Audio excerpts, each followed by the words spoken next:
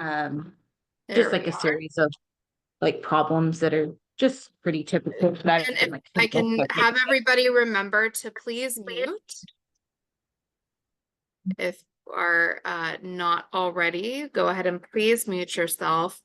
And I am going to go ahead and pass everything over to Josie and Zandy to get us set with social media. Awesome. Thanks, Jess. Welcome, everybody.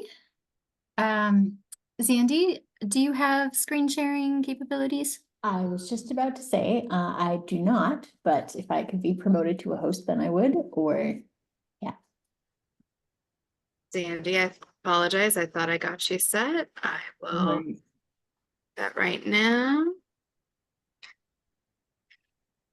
No worries. How's everyone doing? You should be all set, Zandy. Cool, thank you.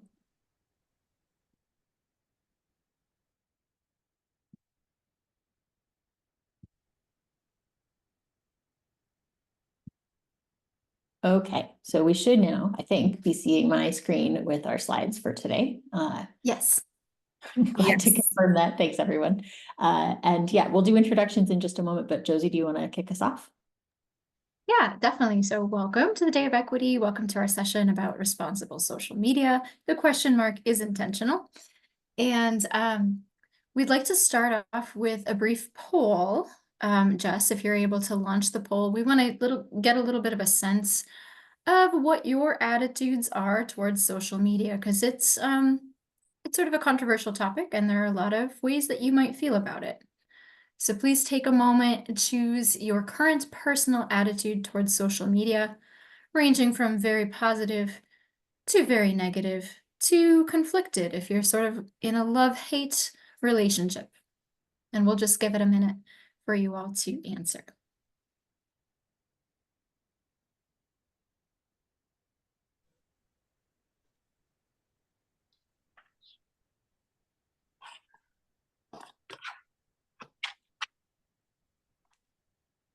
And Jess, just let us know when we've got a decent response rate. We've got a pretty good response so far. We have about a little over half of everybody's participated. So I think we have a good general sense at the moment. All right. How are things looking? We are we have a lot of somewhat positive, and then we've got about 10% negative. We've got about 14 or so percent conflicted, about 10% very positive, but about 62% of y'all feel somewhat positive, use it regularly, have some concerns on the social media aspect. So we're very more positive on this end. Okay, that's great to hear. We will be talking a lot about the things to look out for with social media. We're going to talk a lot about how it can negatively impact mental health. But we're going to talk about strategies for trying to make sure you're using it responsibly. And of course, we're coming at this topic from the lens of digital inclusion. Zandy and I are both digital inclusion instructors, and so we'll be talking about how to integrate it in your digital literacy classes as well. Yeah. So, yeah, Zandy, go ahead. I think so. Yes, that's our agenda for today. Thank you, Josie, for running through that. And we do have a giveaway at the end, so make sure you stick around for that. Probably folks know that by now if you've been in other sessions today. So yeah, I guess I'll start and introduce myself. So I'm Zandy Wright. I use they them pronouns, and I've been consulting with and working alongside the lovely CTN team for about 5 years now, and but also am the founder of my own business, which is Right to Learn, which is very focused on teaching digital skills, working to close the digital divide. So, Josie? Yes, I'm Josie Boyle. I'm the curriculum manager now at CTN. I was previously a digital literacy instructor and program manager. And as far as my social media usage, I'm a millennial. So it was back in high school when I first started hearing whispers of MySpace and Facebook. I remember consulting with a friend, like, which one should I join? What's the difference? I joined both. So I've been a longtime Facebook user. I would say my favorite social media platform is Instagram. I am TikTok resistant. I refuse to sign up for another social media. And a lot of the conflicting things or the negative consequences with mental health and social media are things that I have experienced to some degree or another. So I'm coming at with that angle. Yeah, and I forgot to share mine as well. My main social media claim to fame is that I joined Facebook in, I want to say it was early 2005, which was when it was still the Facebook, and you had to have a .edu email address to join. And I still have that account, but I use it mostly for teaching, actually, at this point. I also am largely an Instagram user as well as LinkedIn for professional things. So we wanted to actually, as we dive into the ways that we tend to approach this, we wanted to make this a little bit more interactive if we can. So we'd love to actually hear from you all in the chat. Heard in the poll very clearly that folks are generally positive but have some concerns. So can you tell us about in the chat, what are those big concerns? What are the things that come up for you the most when you worry about social media for yourself or for learners that you might be working with? And we'll try to sort of use those to populate our visual here. Give folks a moment to respond in the chat.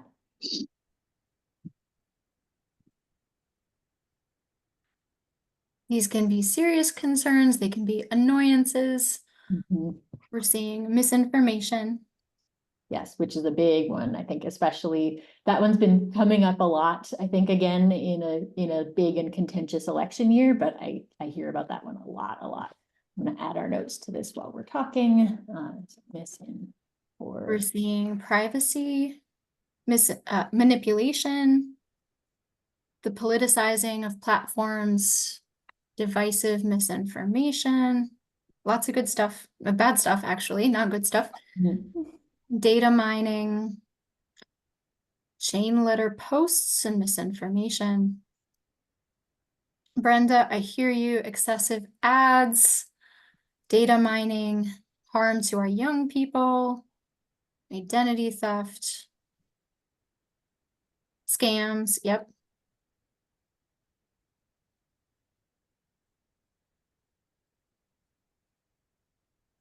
Yeah, these are all really, really good ones. I think some of the other questions that come up, yeah, in fact, Suzanne just mentioned this, yeah, the like potential mental health impacts, maybe sort of along the same lines as harm to young folks, but maybe a little more specific.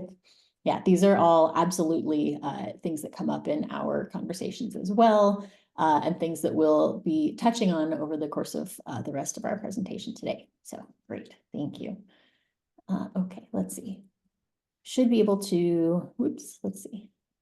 There we go. Still see my screen with our now populated sticky notes. Yes. Good. Okay, excellent. All right, so thank you for helping us populate that. I'm going to hand off to Josie to talk a little bit about kind of how we think about these issues. Yeah, and thanks everyone for sharing your concerns. I think those are all very valid. Several people mentioned, especially with younger people, with kids growing up in this environment, it's and that's what you hear about. That's what the most research has been done about social media and mental health among youth. But I think it's a concern for people of all ages. So I wanted to just address this in the way that I think about the internet, not just social media, but I like to think of it as a giant metropolis. Let's say it's New York City.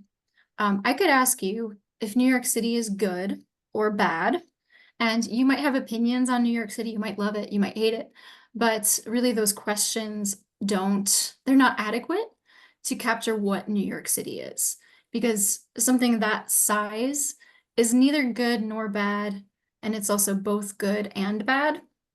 And I think the internet is very much the same. I love the internet, I'm grateful for it, but it's a mixed bag. There's great content, And there's a lot of bad stuff that I wish weren't there. And social media is the same way. And so I think especially when we're working in digital inclusion and we're introducing beginners to the internet, we have to think about it in a similar way. We need to try to balance helping them find those opportunities, find the connection, find the things that benefit their life, while also making sure that they're equipped to protect themselves from the threats and the misinformation and all the bad stuff that can come with using the internet and social media. Just like hopefully you wouldn't take somebody from a small town in America and drive them to New York City and drop them off alone in the middle of the city. It's kind of the same thing when we're introducing someone to the internet. We want to make sure they kind of know their way around and they know the risks and they can keep themselves safe and also behave responsibly. Yeah, I love that analogy, Josie. Yeah, so speaking of sort of things that are sort of dual nature, maybe positive, maybe negative, depending on your lens. So we want to dive into first something that we sort of touched on a little bit in our sticky notes and in your chat responses, but maybe sort of adjacently. So algorithms and echo chambers. I saw this coming up in the areas of like misinformation around echo chambers, around too many ads.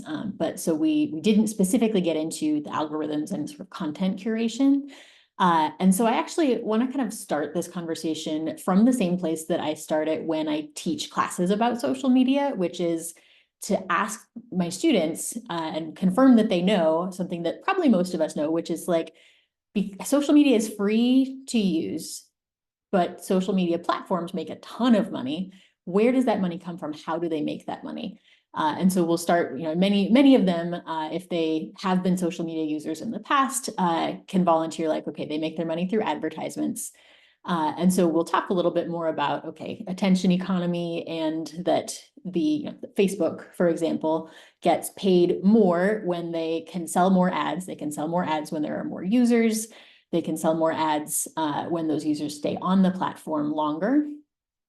So then when we talk about the algorithms and how that impacts the user experience of being on those platforms, then we'll talk about the goals of those algorithms, right? Are to, first of all, to show you more relevant content, which could be a good thing, to show you things that you're going to be interested in, things that you're going to want to click on and read more about.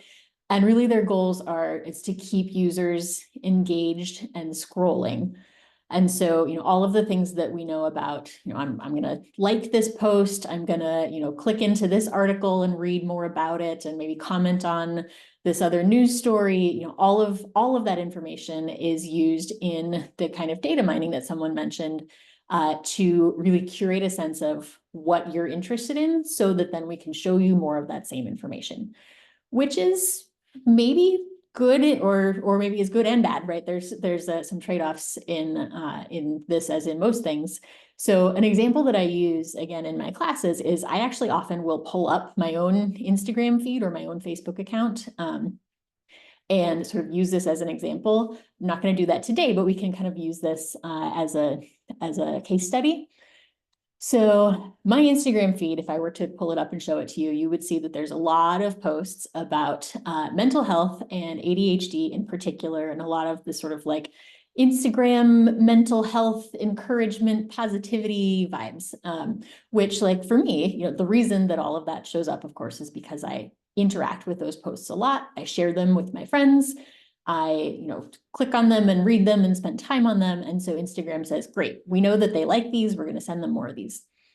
And for me, it feels like there's some real sort of clear positives for that, which is like, I'm getting more of this content that I want, and I'm getting maybe support that I need or resources. So the positive effects of that, especially maybe with this example, are usually easy-ish to come up with. But then I usually will then ask learners, okay, what might be the drawbacks in that case? If I'm, getting a lot of these same posts, maybe seeing sort of the same ideas repeated multiple times. And so that's where we can really get into the idea of filter bubbles or of echo chambers. And, it's that I am biased, right? It's easy for me to look at this and say like, well, what's wrong with you know, a filter bubble that's full of like positive mental health content? But that's, to me, that seems very clearly positive because that's information that I want and that I believe in. For someone who has a different lens on that topic, or a different, maybe like sort of even just a different perspective on that topic about what's helpful or what's not, that person might look at my feed and say, why are you consuming all this junk? What is all of this in here, right? You're just reinforcing all of these narratives in this really, you know, to that person, potentially really negative way. So we talk about that a lot in class settings, and then typically then try to bring that over into our conversations about misinformation and intentional disinformation and more politicized topics as well. So that's one sort of like example of how we might bring in the two sides of that, the duality that Josie mentioned. So with that, I want to hand it off to Josie to talk about some of the other aspects of the challenges with social media. Yeah, and just to that last point about algorithms, I just wanted to share one thing. In a lot of the digital literacy classes I taught, we didn't specifically cover Facebook or Instagram, but we typically always covered YouTube. And that's another great place where you can start to explain algorithms and actually see them in action, because a lot of people already have been using YouTube. They're signed into an account. And so you can do a little experiment with a group of students and say, hey, everyone open your YouTube and let's compare what you see. Because I might have funny kitten videos and someone else has boxing. You know, it's different for everybody. And I think that's maybe a more beginner-friendly way of approaching algorithms, is by starting with YouTube. But anyway, moving on. So some negative effects of social media, and just a little caveat here, these obviously do not affect everybody. I've seen several people saying in the chat that they left social media, they quit years ago, or they, you know, some of you I think have some great balance going on. I commend you for that. So if you use social media and you haven't experienced any of these negative effects, like that's awesome. They definitely, that's a good thing. And I think it depends a lot on the amount of time you're spending on social media, the quality of that time, what content you're consuming, and also just who you are. I think some people are more prone to having negative effects from using social media than others. But jumping into some of these, a big one is isolation and loneliness. And this can seem paradoxical because social media is meant to connect us socially. But I think it really depends on what type of connections those are. So are we actually using social media to communicate and to socialize and to build relationships with people? Or are we just sort of watching people's lives and sort of feeling left out? And even when we are interacting on social media, it's often really, really surface level. So for example, if I post a picture of the dinner that I cooked, I might get a lot of likes. I might get some people reacting with a little fire emoji. Those aren't real social connections. Those aren't fulfilling my human desire for social connection. It's basically me saying, hey, I did this, and everyone saying, cool. So it's not a very meaningful social connection. So that can actually contribute to us feeling more isolated and lonely. I want to give a different example of my dad. So my dad used Facebook Messenger. He was very physically isolated. He was a homebody. He had a lot of physical and mental health conditions that kept him at home. And he didn't really want visitors. He couldn't always speak because of health conditions. And after he passed away last year, I had a lot of people reaching out. And it turned out he had this really rich social life on Facebook Messenger. And that was the platform he used to communicate to me and my brother. But it turned out there were all these people, friends, distant relatives that he was having really meaningful conversations with. And so that just kind of goes to show you it's the same tool, it's Facebook, but you can use it for really, really surface level socialization, or you can actually make meaningful connections. So it really depends how you use it. Moving on, self-image is a big one. Comparison culture.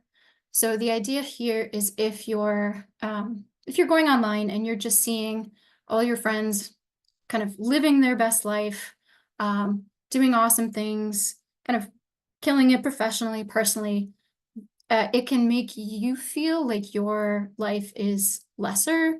So there's a lot of comparison that can happen if you're looking at what people post and comparing it to your real life. But really, we have to remember that social media is not a very authentic representation of life. There are all kinds of filters that people use to change their appearance, the way that you pose for pictures, photo editing, all of this stuff. An example here is before the pandemic, I went to New York City actually with some coworkers from a previous job. And one of them was very into Instagram and spent so much time. I got to see the behind the scenes of how she got her perfect Instagram posts.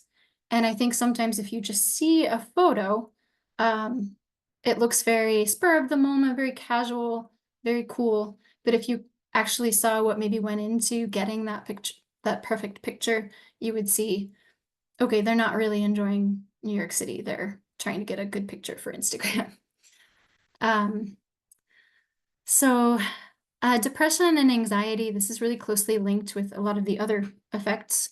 But I think having that comparison culture, if social media makes your self-esteem lower, it kind of can become a cycle of depression. And if you're using it too much and you're neglecting the real people in your life, it can kind of become a bit of a spiral with social media. Next, FOMO. I'm guessing most of you know what this is, but fear of missing out. This is that idea that sometimes with social media, we feel a compulsion to be kept in the loop, to stay connected, to know what everybody's doing. And I could see this getting worse as if you're on Facebook or Instagram, you probably know about stories. Before it was just posts. So you could go a week and then check and get caught up. With stories, they actually fade after 24 hours. So I think that's probably contributing even more to that sense of like, what am I missing? What am I missing? What's going on? I wanted to share a different term. Yeah, thank you, Ben. I was just gonna say JOMO is, I just heard this fairly recently, but the joy of missing out. It's sort of an antidote to FOMO, and it's all about embracing missing out and saying, okay, I'm going to be disconnected and I'm going to enjoy my life and be here and now. So JOMO is great. I am pro JOMO. This came up a bunch in the chat, but misinformation and disinformation. To clarify, that disinformation is intentionally spread. It's deliberate misinformation, whereas misinformation could just be someone sharing something by mistake. They think it's true and it's not. But this is a big problem on social media. Fake news spreads really well online, and so we need to be vigilant about that. And if we're teaching people to use the internet, we need to make sure they're aware of that too. Okay, excessive screen time. So as Zandy was saying about algorithms, a lot of the way that these platforms are designed is to be addictive, to entice us to keep scrolling. And so the fact that these platforms are able to learn from what we interact with and give us similar content is part of how they try to keep us engaged and keep us coming back. Some other things that contribute to that is, especially if you get social media apps on your smartphone and you have your phone with you all the time, it's easy access, it's in your pocket, and so it can be really easy to pull it out and open one of those apps just in any sort of down moment. If you're in line at the grocery store, it can be really easy, and it can be, yeah, portable dopamine, exactly. And so especially with, the bright colors, the flashing lights, the notifications, And we'll talk a bit about strategies to diminish some of the power of these apps a bit later, but all of those things and the fact that your feed is just never ending, that you can keep scrolling forever. There's no end, really. And also just the novelty. I think the human brain likes novelty, so it's kind of exciting to open it up and see what's new. I say exciting, it's not really exciting. I feel like in my own life, I sometimes will have a craving to open Instagram or whatever it might be. And then you open it and it's not very interesting, right? It's just sort of a compulsive behavior. And also the fact that we are just wired to crave social connection. So I think that contributes to the potential of social media becoming addictive. And sometimes this excessive screen time can play out in the form of doom scrolling.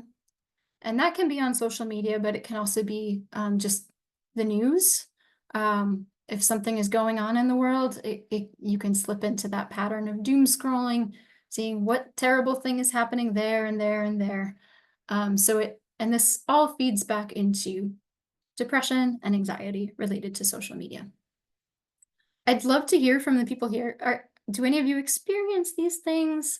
We'd also love to hear any strategies you've had for dealing with these. And this is just the mental health components. This isn't even talking about scams, catfishing, those kind of less mental risks that come with social media. Yeah, I will say, as folks are hopefully adding their own thoughts in the chat, Josie, I was spending too much time on Instagram. And so I was like, I'm not ready to take the app off my phone, but I'm going to take the shortcut off my screen. So I have to do a couple more clicks to find it. That did not think it was still very, very much wired in me that like, oh, I'm bored in the line at the grocery store. Let's go see what's happening on Instagram. So the next step might be just uninstalling the app and knowing that I can go look at it in my browser if I really, really want to. Yeah, yep, totally. Adam commented, it can't happen if you don't give it a chance. That's very true.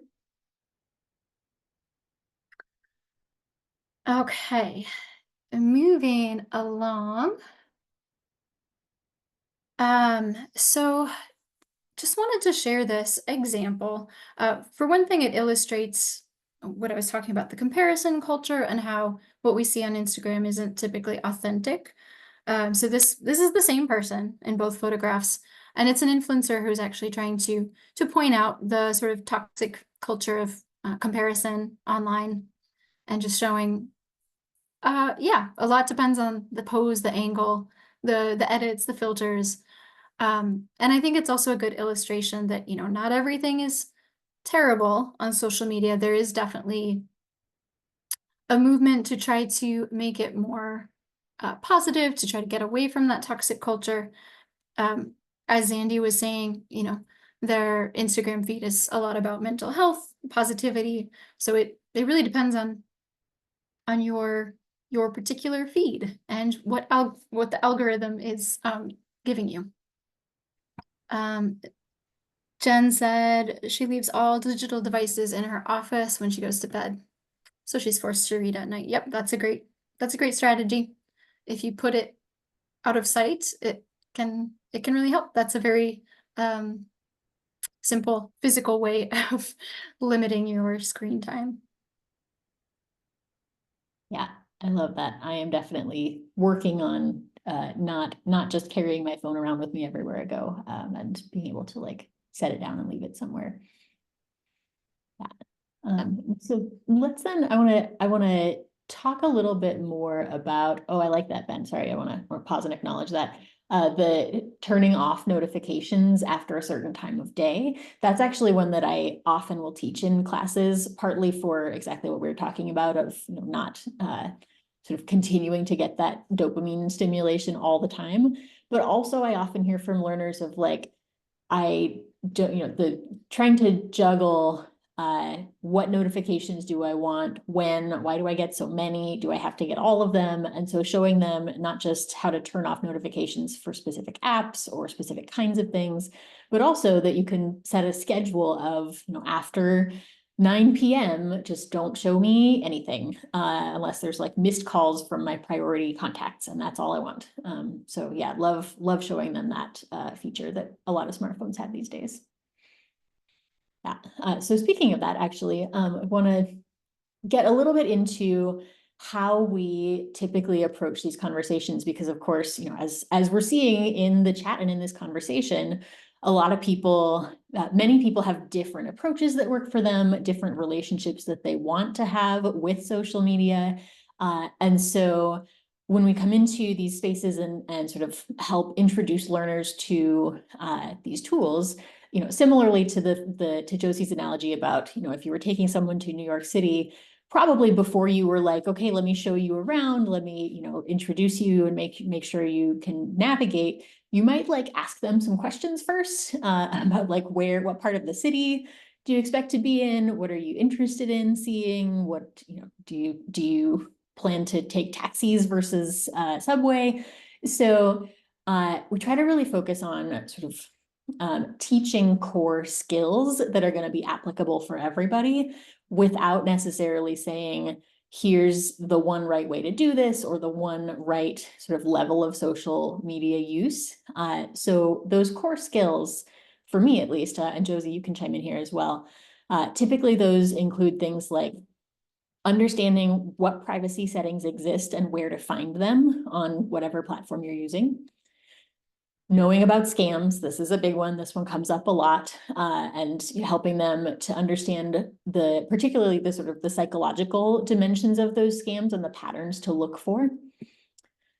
Password security, not specific to social media, but definitely a part of how we should be managing and protecting our information. Fact checking, the skill of fact checking is a really, really important one.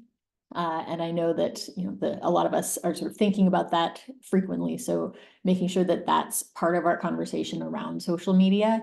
I like to frame this partly through the lens of like democratization of information, right? It used to be that if you read something in a book, at least in theory, that book went through several layers of like other people reading it and deciding whether it should be published or not. That still didn't mean that everything you read was definitely true, but there was at least some additional layers of quality control. And the internet has democratized who can share information and what kind of information in some really incredible ways. And that means that literally anybody can put anything out there on the internet. So we talk a lot about what does that mean for you, for your knowledge consumption. And then finally, this one actually came up recently in a class I was teaching. I sort of thought, and maybe this is my bias as a longtime social media user, I had sort of assumed that people would, if they were using social media already, that they would have a good sense of like, if I post something, how do I know who can see it? And this actually really surprised some folks in the class that depending on how you have your settings, that it might just be your friends can see it, or it might be that literally anyone in the world who goes on the internet and finds that page can see what you posted. So we had some really good discussion about, okay, knowing that, what does that mean for you about the strategies that you use on social media? What kinds of information would you share or not share? And also, how do you choose? Because you can decide for this post or for this platform, what do I want to be visible? And then, so we'll contrast that with encouraging and empowering learners to make their own informed decisions. So that's things like which platform or platforms work for you. Some people, love, I really struggle to call it X, and I'm really working on it. Some people really love the artist formerly known as Twitter. Some people are absolutely not interested in being in that space, helping folks figure out what makes sense for them. Their personal comfort with sharing their information. Again, this can and should be an individual decision within some guidelines about, helping them understand safety around those choices. Some folks, when we asked about the concerns that you have mentioned, like political or polarizing topics, things like stalking, or so helping learners know who can engage with you. Do you have to engage back? What are sort of both the ground rules or the etiquette around that, but also what, at what point is it entirely appropriate for you to just say like, nope, this is not a kind of interaction that I want to have, and to just walk away. And then similarly, identifying what for them is a healthy usage pattern, what feels additive to their life, to Josie's point about, finding ways to connect without it feeling like something that's really taking up a lot of their time or making them less happy with other parts of their life.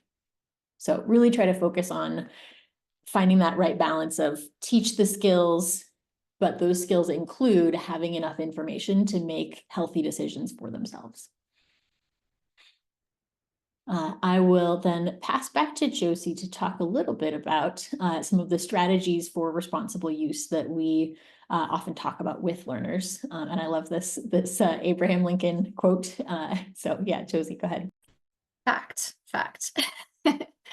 Yeah, so I just wanted to go over some recommendations for responsible use, and it sounds like a lot of the folks on this call are good to go. They're like, responsible use for me is no social media, and that's awesome. But especially I would love to hear from anyone who does have children, teenagers in their lives, if this is maybe more of an issue generationally. But so I would say a number one guiding principle, really not just for social media, but for anything, is to be mindful and purposeful. And so if we are engaging with social media, it's making sure that we're understanding the algorithms and how they're affecting our experience, understanding those sort of addictive tendencies of phones, paying attention to how much time you're spending and why. And if that's really what you want. So sometimes even just stopping and saying, okay, what am I doing? Why am I doing it? What is the purpose of me opening this thing right now? And also, noticing if and how social media is affecting your mental health. Like if it's something you don't even remember to do, you don't remember to check it, that's clearly not an issue. But if you ever find yourself compulsively checking it, are you feeling distracted? Are you like, do you need to have your phone with you all the time? Is the content making you feel bad about yourself or more stressed out? That's just things to be mindful of. And then of course, privacy settings are important. So even if you've had your account for a long time, it's good to go in there once in a while and just check, make sure you're aware of the privacy settings and you're good with them. I tell a lot of students that like social media is awesome if you're like trying to promote your band or your art or something like that. You want to be public, you want to reach a larger audience, that's cool. But if you're just sharing personal things from your life, you probably want to dial in your privacy settings. Posting and sharing thoughtfully. So, what they always say is consider, if you want your future boss to see this, if you want your grandmother or your future grandchild to see it, sort of keep those things in mind when you're posting and when you're sharing. Particularly, I think with sharing, it's really easy. It's just a click to share something. But as we talked about, fake news is a problem. So you want to make sure you know what you're sharing is legitimate and you think about it before you do that. Limiting your use. So again, if it's not a problem for you, you don't have to worry about it. But if you are having issues with this, what's interesting is there aren't very good, solid recommendations for adults. There's a lot of research on kids and screen time and teenagers and how much is too much.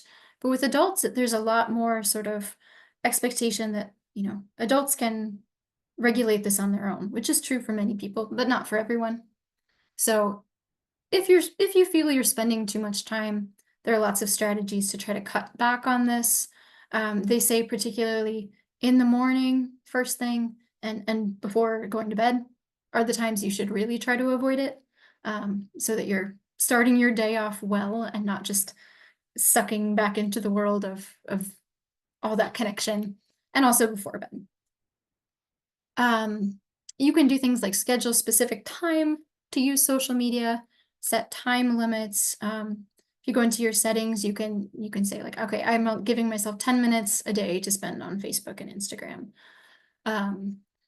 There are strategies like some people will do a dopamine detox or a social media break. Well, they'll take some time off to just kind of reset, and oftentimes that might lead to saying, hey, I don't actually want to be on social media at all. One thing I tried on the iPhone is in your accessibility settings, you can actually turn on grayscale. So instead of the bright colors and the, all that fun stuff, it's just black and white, and that can sort of help cut that that dopamine that you get from the phone. So curating your feed, this is kind of a tricky one. Zandy was talking about echo chambers, filter bubbles. It's not necessarily a good thing if you're only seeing your point of view on social media. It's good for us to see other perspectives. But at the same time, assuming that you're living a balanced life and that you have real life connections and you're getting your news from other sources, it can be a good policy to sort of curate your feed so that you're getting content that is good for you. So if you're seeing posts that you don't vibe with, you can say, hey, I don't like this. I don't want to see this kind of thing. And I think especially if someone is wanting to try out social media for the first time, it's helping them find the kind of content and accounts that resonate with them, that are relevant. So for example, I'm an amateur printmaker, so I follow a lot of printmakers on Instagram. It's cool inspiration. I like seeing art and all that good stuff. When I got my dog a couple of years ago and I was training him, I was following a lot of dog trainers, getting good inspiration. Home renovation, DIY. So there's good stuff out there. It's just sort of if you can find it or not. And then this is a huge one with everything, is just finding balance between your online and offline life. One thing I don't like to see out in public is when you see a group of people all hanging out together and they're all on their phones. It's a pretty common sight, and it's a good thing to try to avoid that, and making sure that you're prioritizing your I don't want to say real life, because the internet is also real life in a way, but you know what I mean. The people physically around you, making sure you're not neglecting those relationships and not neglecting your genuine interest just to kind of be on this platform.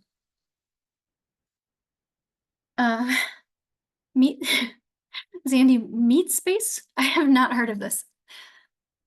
This probably comes from somewhere, and I should find out where so that I can cite my source appropriately. But yes, there's the online world, and then there's meat space. Yeah.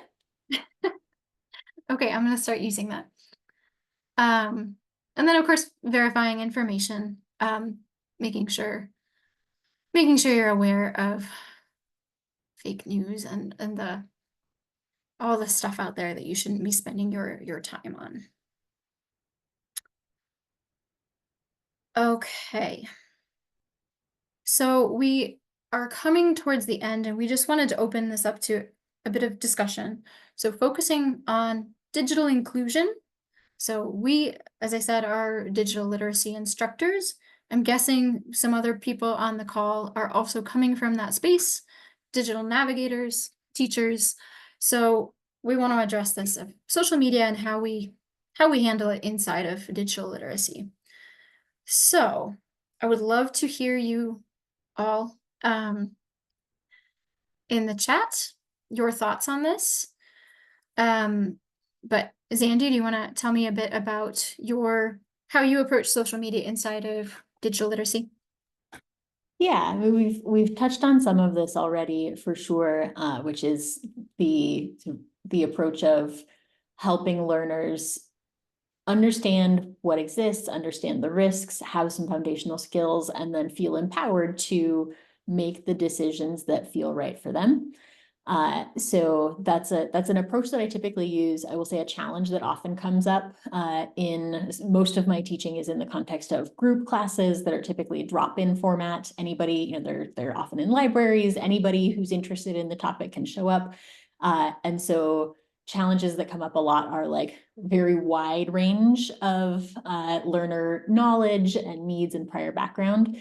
My favorite story about this is the time that I was teaching a class that we called Catfishing Decoded, which was, romance scams and understanding how to keep yourself safe from folks who are going to try to like establish a relationship with you and then get money from you. And I had the full spectrum of one learner who was recently retired, who, after learning a little bit more about sort of catfishing in general, creating a social media profile that misrepresents who you are. She was like, I think I used to have to do this for my job, because she had been working as a paralegal in a law firm that did a lot of divorce work. And so sometimes part of her job was to do some like social media snooping on, the other side's clients. So she had sort of some very strange and interesting stories that she was able to share. So that was the one side. The other side was a lovely gentleman who has been coming to these classes ever since, but this was the first time that he joined, and he thought that he was coming to talk about fishing for catfish. He was like, great, I love fishing, catfish, let's do it. So he learned a lot that day. Everybody learned a lot that day. But so you get the really wide spectrum of learner experiences and needs. And so being able to be responsive and flexible, I think is really helpful. I saw a few questions or notes that came up in the chat. I love that folks are adding their experiences as well. I know that Sky wanted to say something about parenting and social media. Yes, thank you. If it's appropriate to, I just wanted to point out that when we are working with learners and teaching responsible social media use or digital citizenship, if you will, that it's really important to impress upon parents in particular that they actually have a dual role of not only watching, being aware of their child's usage for their safety and their well-being, but also to ensure that their child is not being a jerk, and harmful towards others. And I think, my team already knows my terrible story about this, but my son, who lives with bipolarity, his mental health condition was outed by a bunch of bratty kids online publicly, and then they began suicide baiting a child who already had suicidal ideations. It was a terrifying time, and I'm very happy to say we're on the other side of it. We pulled him from school. He's homeschooled now and homebound. And but I mean, I called these parents and they were like, whatevs. And it's kids being kids. And I'm like, no, it's your children threatening my son's livelihood. So it's just so important that we are monitoring both for safety and security, ensuring safe practices. Yeah, thank you for sharing that, Sky. And I know that's a really like vulnerable, but I think a really important story to share. And I think, talking about, what are your values as a person and how do you want to show up in people's lives? And then I also often in classes, even with adults, will talk about why is it that sometimes in online spaces that just like goes out the window, like we forget, or we are no longer really governed by those same expectations. We say things that we would never say to someone face to face. So yeah, having those conversations and making sure that people remember that like there is a human being on the other side of that screen. Yeah. Yeah, so one thing I wanted to share with social media and digital literacy is in a lot of our classes, we don't teach it specifically, but it might come up. In one program that I work on, that's a 2-year program, so they do actually get into more advanced skills. So we have lessons about Facebook and Instagram, and we used to talk about Twitter. We don't anymore. But we would actually teach it, and always the approach we took was, I'm going to tell you about this app. I'm going to show you how it works. There is no pressure for you to use this. And I found that a lot of, this is a group of older adults, A lot of them are quite averse to signing up. Many people might have an account, but they don't really want to use it. They've heard a lot of negative things. So a good takeaway is just no pressure. Don't force these platforms on anybody. But if they already have Facebook or Instagram, it can be helping them to actually make it useful. So it could be on Facebook, helping them find a group, like a local group or a group related to a certain interest of theirs. Because you can find genuine positive communities on social media. But also I think I'm always kind of nervous introducing people to social media because it's kind of a wild west. I've seen people go on Facebook for the first time and they're like, what am I looking at? Because you can come across weird comments, weird photos. Like it's a lot of it's a lot of material that can be startling if you're not used to it. So that's a big challenge for me, is wanting to show them if they're interested in it, but also I'm always nervous about, yeah, it's kind of a scary place if you're not used to it. Yeah, I was gonna add one other thing, because I love that, Josie, in terms of like, if you're not already kind of in that world and you just look at it and are sort of like overwhelmed and why would I use this? So in one case, there's a class that I taught that was not specifically social media based, but we did end up talking about it a fair bit, which was, we called it Your Digital City, which was basically, I'm looking for what are events that are happening around me, what are, I want to take a class on gardening, I want to, how do I use the tools online to find resources and community spaces that I am interested in outside of online. And so often things like Facebook groups and Facebook events and, following local businesses on Instagram to know when they're having, sort of like events that you might want to participate in. That definitely came up, and folks, I think, responded a lot more positively to some of those because they felt like this lets me really plug into my local community in a different way that I didn't have access to before, rather than just I can post pictures of my dinner for strangers to comment on. Yeah. Yes, a lot of people like Marketplace as well. If anyone is in the Northeast Iowa area, I'm giving away a piano. Any takers? Because no one is interested in free pianos, apparently. Adam says no way. Pianos are a hard one to get rid of. Yeah. So we are we are kind of at that time, so we're gonna pass it over for the giveaway. Jess, are you taking over on this? We're gonna pass it to you for part of that, but thank you so much, Josie and Zandy, for leading this discussion for us today. It is very pertinent within so many spaces, whether we work with youth or adults. And Ethan, go ahead. That is my 5-minute alarm. Ethan, if you will go ahead with our giveaway. Thanks so much, Jess. Thank you, Sandy. Thank you, Josie. Today we are going to be giving away our curriculum, Teaching Internet Safety and Responsibility. This course is an awesome course. I've taken it. I know Josie's taken it. She actually helped create it. Thank you very much. And it's going to go over how to teach key concepts of internet safety and responsibility, working with adult learners, how to approach resources for teaching digital citizenship, and other miscellaneous resources that are going to be important for you and for those that you're teaching. So I put on a list randomizer, and these are our 3 winners. I got a Tracy Smith, so go ahead and give out a shout if you're still here. Tracy Smith going once. Oh, awesome. Thank you. I got a Katrina Tuggle. Feel free to unmute. Yes, I'm here. Perfect. I'm here. Perfect. Awesome. We hear you, And- Katrina. Noah Hines. I'm here, but I actually won one in the last session, so you can give it to someone else. Right, let's go back to my list. Then that is going to be. They're We not did here. alternate.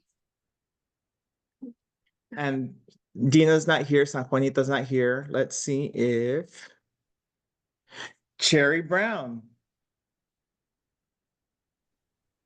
I am here, but if the giveaway is the same with each, I too, just like the last person, won. So, new person. It is not the same giveaway, Oh, well, then I actually. won. I No, Yes, no one might our- want to take it back. Uh-oh. Yes, our giveaway for each is a little bit different, targeted towards that specific webinar. So this giveaway is our train the trainer, our Oh. staff training course on how to teach internet safety and responsibility. So Awesome. that is the one for this webinar.